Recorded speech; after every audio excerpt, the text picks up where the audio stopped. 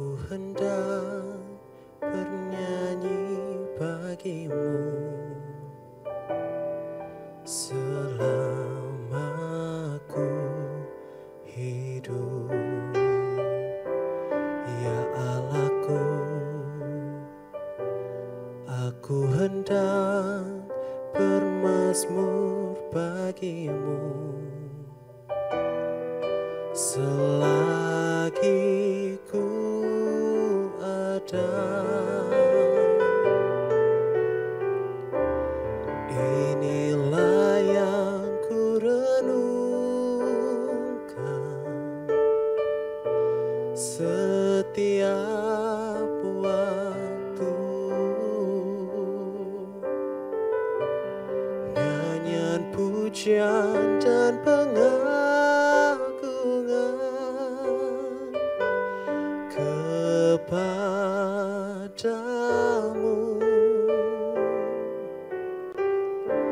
Biarlah manis kau dengar, Tuhan, manis kau dengar, Tuhan, dan hatiku bersuka karenamu.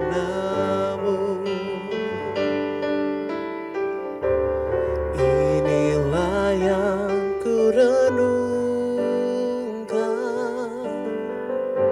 setiap waktu,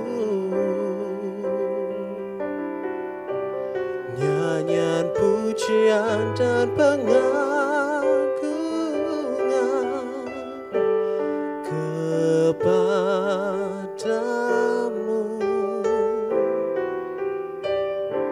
Biarlah manis kau dengar, Tuhan, manis kau dengar, Tuhan, dan hatiku bersuka karenamu.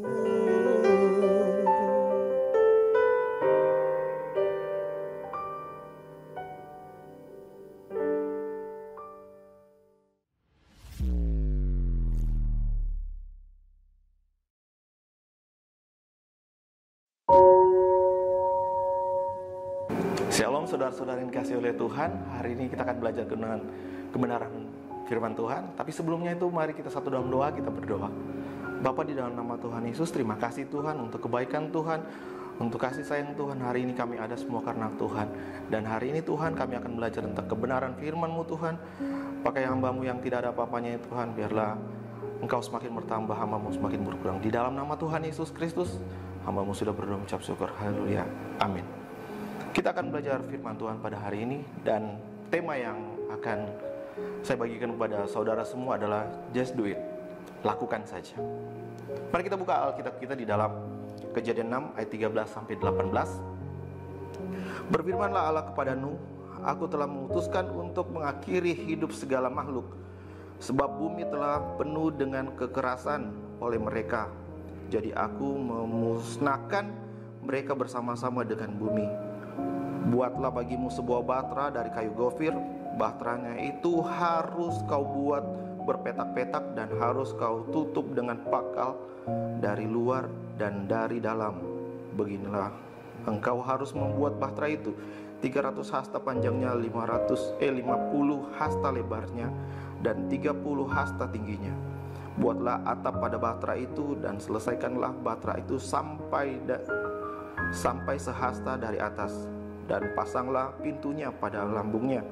Buatlah bahtera itu bertingkat bawah, tengah, dan atas. Sebab sesungguhnya aku akan mendatangkan air bah meliputi bumi untuk memusnahkan segala yang hidup dan bernyawa di kolong langit. Segala yang ada di bumi akan mati binasa. 18. Tetapi dengan engkau aku akan mengadakan perjanjianku, dan engkau akan masuk ke dalam bahtera itu, engkau bersama-sama dengan anak-anakmu dan istrimu dan istri anak-anakmu. Setiap manusia harus mengetahui bahwa jalan hidupnya tidak ditentukan oleh dirinya sendiri. Setiap langkah mereka, jika saja mereka mau menyadarinya, semuanya diatur oleh Tuhan. Tuhan yang akan mengaturnya. Tuhan hanya meminta kita untuk melangkah saja. Bagaimana supaya dalam kehidupan kita berani melangkah meski kita tidak memahami sepenuhnya? Yang pertama yang kita pelajari adalah Allah merancangkan kebaikan dalam kehidupan kita. Memang kamu telah mereka-rekakan yang jahat terhadap aku, tetapi Allah telah mereka-rekannya untuk kebaikan dengan maksud melakukan seperti yang terjadi sekarang ini, yakni memelihara hidup suatu bangsa yang besar.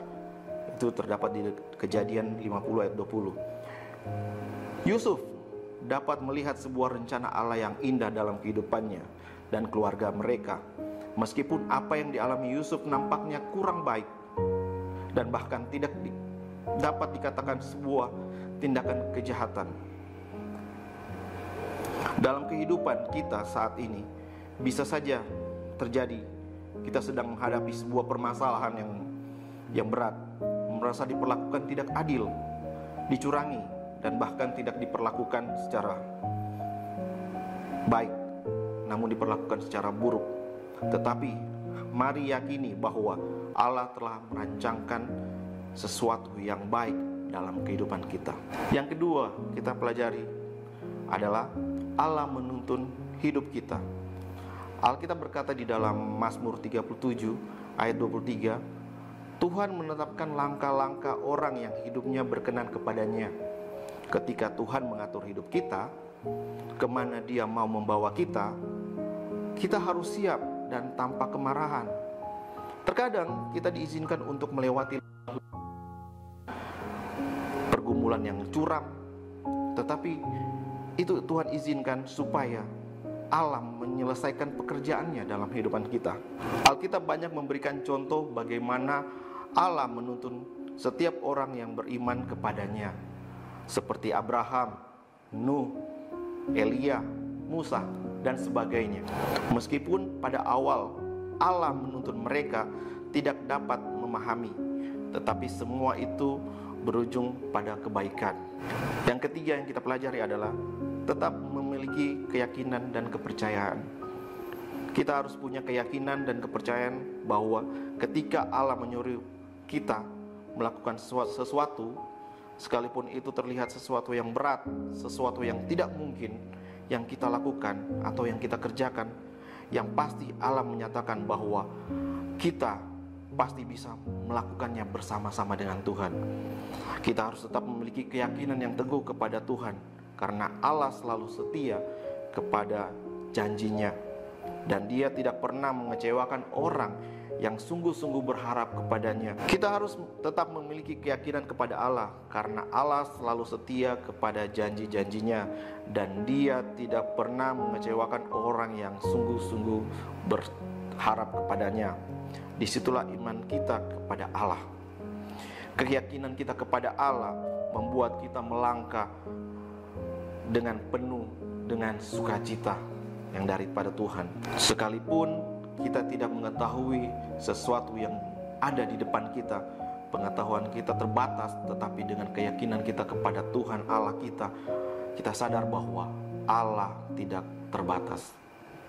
Yang keempat, Allah akan memperlengkapi kita.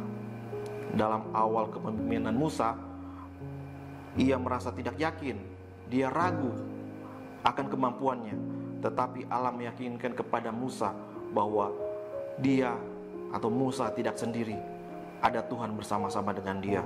Yosua di awal kepemimpinannya juga mengalami ketakutan, sehingga Allah sebanyak 3 kali menyatakan kepadanya bahwa kuatkanlah dan teguhkanlah hatimu. Tetapi pada akhirnya kita dapat melihat bahwa dalam kepemimpinannya Yosua banyak mengalami kemenangan yang gilang gemilang. Dalam kehidupan ini mungkin kita mengalami banyak hal yang sama seperti Yosua. Mungkin kita menghadapi ketakutan yang tertentu, tetapi kita harus tetap melangkah dan dengan sebuah keyakinan bahwa Allah tidak kekurangan cara untuk memperlengkapi